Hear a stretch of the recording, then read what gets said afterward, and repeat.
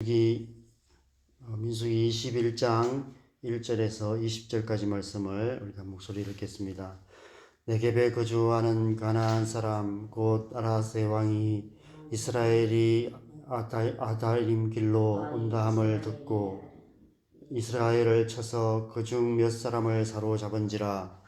이스라엘이 여호와께 서원하여 이르되 주께서 만일 이 백성을 내 손에 넘기시면 내가 그들의 성읍을 다 멸하리이다. 여호와께서 이스라엘의 목소리를 들으시고 가나안 사람을 그들의 손에 넘기심에 그들과 그들의 성읍을 다 멸하니라. 그러므로 그곳 이름을 호르마라 하였더라. 백성이 호르산에서 출발하여 홍해 길을 따라 에돔 땅을 우회하려 하였다가 길로 말미암아 백성의 마음이 상하니라. 백성이 하나님과 모세를 향하여 원망하되 어찌하여 우리를 애굽에서 인도하여 내어 이 광야에서 죽게 하는가. 이곳에는 먹을 것도 없고 물도 없도다. 우리의 마음이 이 하찮은 음식을 싫어하노라 하며 여호와께서 불뱀들을 백성 중에 보내어 백성을 물게 하심으로 이스라엘 백성 중에 죽은 자가 많은지라. 백성이 모세에게 이르러 말하되 우리가 여호와와 당신을 향하여 원망함으로 범죄하였사오니 여호와께 기도하여 이 뱀들을 우리에게서 떠나게 하소서. 모세가 백성을 위하여 기도하매 여호와께서 모세에게 이르시되 불뱀을 만들어 장대 위에 매달아라. 물린 자마다 그것을 보면 살리라. 모세가 놋뱀을 만들어 장대 위에 다니 뱀에게 물린 자가 놋뱀을 쳐다본 적 모두 살더라.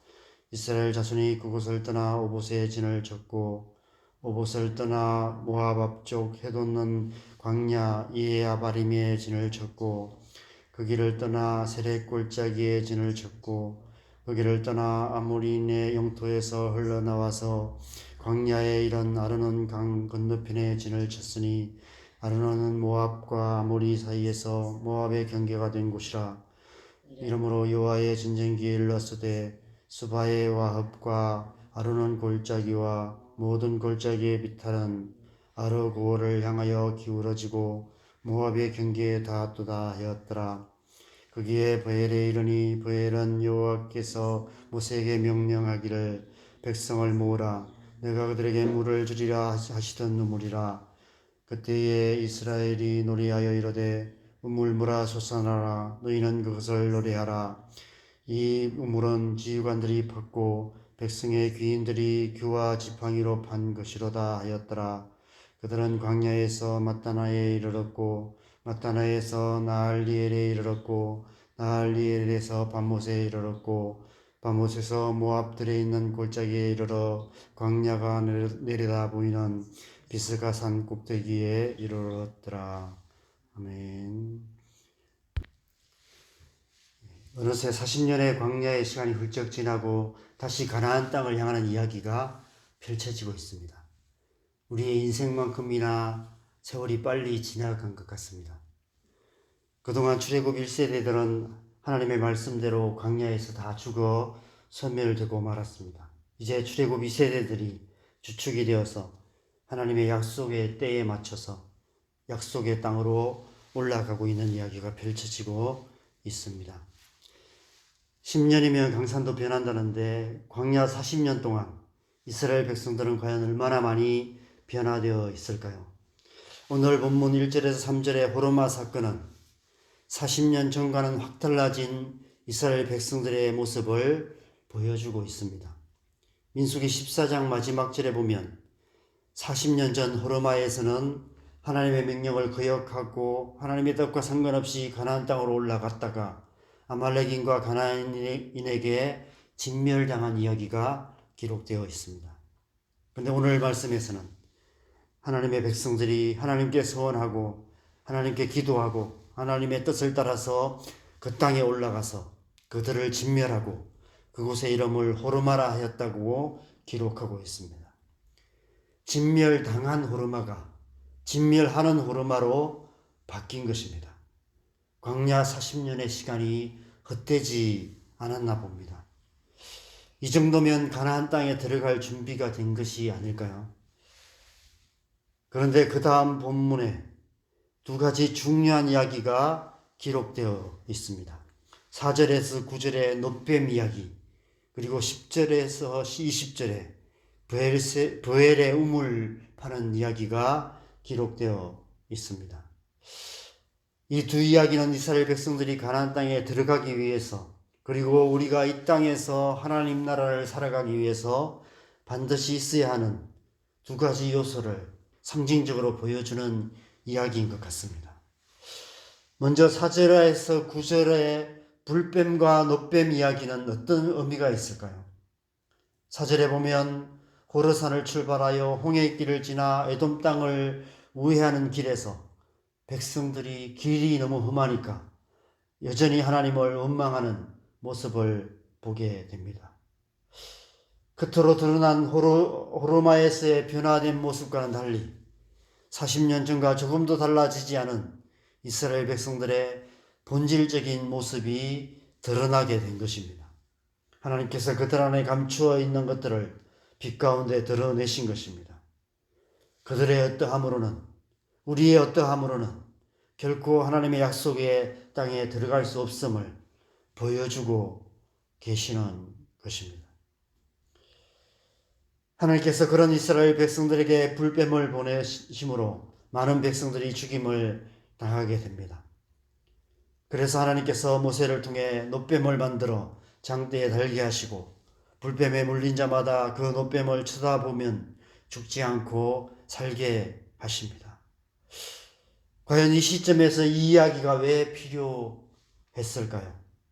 이 이야기가 어떤 의미가 있을까요? 이 이야기가 중요한 이유는 예수님께서 이 이야기를 십자가의 죽으심과 연결해서 인용하여 말씀하셨기 때문입니다. 요한복음 3장 14절에 보면 모세가 광야에서 뱀을 든 것 같이 인자도 들려야 하리니 라고 말씀하셨습니다. 우리가 반대로 이 예수님의 말씀을 오늘 이 불뱀과 놋뱀 사건으로 비추어 해석해 보면 이 이야기가 왜 중요한지, 그 의미가 무엇인지를 알 수 있습니다. 오직 믿음이 필요하다는 것입니다. 오직 믿음뿐이라는 것입니다. 이스라엘 백성들이 가나안 땅에 들어가는데 필요한 것은 믿음이라는 것입니다. 우리가 예수 그리스도의 십자가를 믿음으로 구원받고 오직 믿음으로 하나님 나라를 살아갈 수 있듯이 이스라엘 백성들도 오직 믿음으로만 가나안 땅에 들어갈 수 있고 그 땅을 유업으로 취할 수 있다는 사실을 이 이야기를 통해서 상징적으로 말씀하고 있는 것입니다. 하나님의 말씀을 따라서 장대에 달린 놋뱀을 쳐다보는 단순한 믿음, 그런 믿음이 필요하다는 것입니다. 그 믿음이 있어야만 요단강을 건널 수 있고 그 믿음이 있어야만 여리고성을 무너뜨릴 수 있는 것입니다. 그래서 오늘 이 놋뱀 이야기가 중요한 것입니다.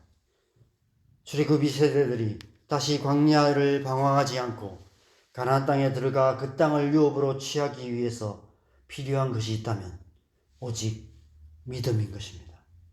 이 사실을 분명히 깨닫게 하시는 사건이 바로 오늘 이 놋뱀 이야기에 기록된 것입니다. 그렇다면 그 다음 본문은 어떤 의미일까요? 10절에서 20절 말씀은 광야의 끝인 비스가산 꼭대기까지 가는 광야의 마지막 여정을 기록하고 있습니다. 그 마지막 여정 가운데 일어난 몇 가지 일들을 기록하고 있습니다. 20절에 이 비스가산은 신명기에 보면 모세가 죽기 전 마지막으로 하나님의 약속의 땅을 멀리서 보았던 곳이 바로 비스가산 꼭대기입니다. 이제 광야의 마지막 종착지가 가까웠다는 것입니다. 그런데 그 여정 가운데 특별한 사건이 기록되어 있는데 16절에서 18절에 브엘에서 우물물아 솟아나라 라고 노래하는 이야기가 기록되어 있습니다. 하나님께서 브엘에서 이스라엘 백성들에게 물을 주셨는데 백성들의 지휘관들이 그 우물을 파서 우물물아 솟아나라 노래하게 하므로 그 우물물이 솟아나서 백성들이 그 물을 마시게 된 사건이 기록되어 있습니다. 과연 이 이야기는 어떤 의미가 있을까요? 앞에 이야기인 노뱀 사건을 예수님께서 요한복음 3장에서 니고데모와의 대화 가운데 인용하여 말씀하셨습니다. 흥미롭게도 이 우물 이야기가 그 다음 장인 요한복음 4장에 사마리아 우물가의 여인과의 대화 가운데 기록되어 있습니다. 요한복음 4장 14절에 내가 주는 물을 마시는 자는 영원히 목마르지 아니하리니 내가 주는 물은 그 속에서 영생하도록 솟아나는 샘물이 되리라 말씀하십니다. 오늘 본문의 노뱀 이야기와 우물물 이야기가 요한복음 3장과 4장에 연이어 기록되어 있는 것이 우연일까요? 우연이 아니라면 굉장히 중요한 의미가 있음이 분명합니다. 노뱀 이야기가 예수님의 십자가를 믿는 믿음을 상징한다면 보엘의 우물물 이야기는 성령으로 충만함을 받는 것을 상징하는 이야기인 것입니다. 출애굽 2세대들이 가나안 땅에 들어가기 위해서는 그들 안에 믿음이 있어야 할 뿐 아니라 또한 그들 안에 성령의 은혜가 필요하다는 사실을 이 두 이야기가 상징적으로 보여주고 있습니다. 그것은 우리가 이 광야 같은 세상을 살아가기 위해서 이 두 가지가 꼭 필요하다는 것입니다. 광야 같은 세상 한가운데서도 우리가 하나님 나라의 삶을 살아가기 위해서는 오직 믿음, 오직 성령의 은혜가 필요하다는 것입니다. 날마다 순간마다 우리와 함께 하시는 하나님을 믿고 살아가는 것, 또한 오직 성령으로 충만함을 받는 것, 그것이 이 땅 가운데 하나님 나라를 살아갈 수 있는 유일한 길이라는 것을 이 이야기가 상징적으로 보여주고 있습니다.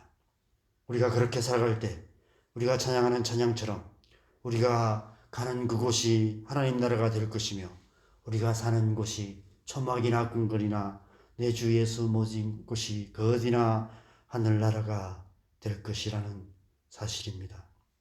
오늘 이 상징적인 사건을 통해서 하나님께서 우리에게 말씀하시는 것이 그것이 아닐까 생각합니다.